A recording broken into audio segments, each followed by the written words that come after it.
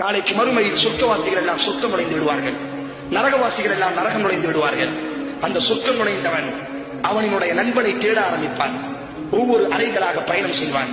எனது நண்பன் எங்கிருக்கிறான், என்னை நேசித்த நண்பன் எங்கிருக்கிறான், உலகத்தினுடைய இன்பத்திற்காக வேண்டி அல்லாமல் அல்லாவுக்காக வேண்டி என்னோடு நட்பு பாராட்டினானே அந்த நண்பன் எங்கிருக்கிறான் என்று இந்த உலகத்தில் எப்படி அவன் தனது நண்பனை தேடுவானோ அதுபோல நாளைக்கு மறுமையில் நாலா புறங்களிலும் ஒவ்வொரு சொர்க்கத்திலும் அவன் தேட ஆரம்பிப்பான். அந்த நண்பனை நினைத்து அவன் சத்தமிடுவான், நண்பனினுடைய பெயரை கூப்பிட்டு அழைப்பு கொடுப்பான்.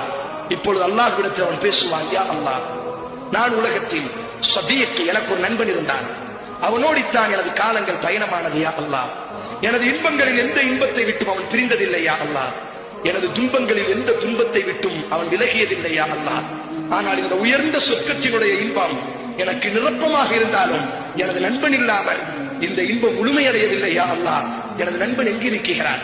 அல்லாஹ் ரப்புல் ஆலமீன் அவனுக்கு அனுமதி கொடுப்பான், நீ நரகத்தை கொஞ்சம் வெட்டிப்பார். அவனினுடைய நண்பன் நரகத்தில் வெந்து கொண்டிருப்பான். ஆனால் அவன் கண்டுகொள்வான், என்னோடி பயணம் செய்த நண்பன், எனது இன்பங்களுக்கு தோள் கொடுத்த நண்பன், எனது சோதனைகளின் பொழுது எனது கண்ணீரை துடைத்த நண்பன், நான் தவறிலே விழும்பொழுது பல நேரங்களிலே எனது இடுப்பை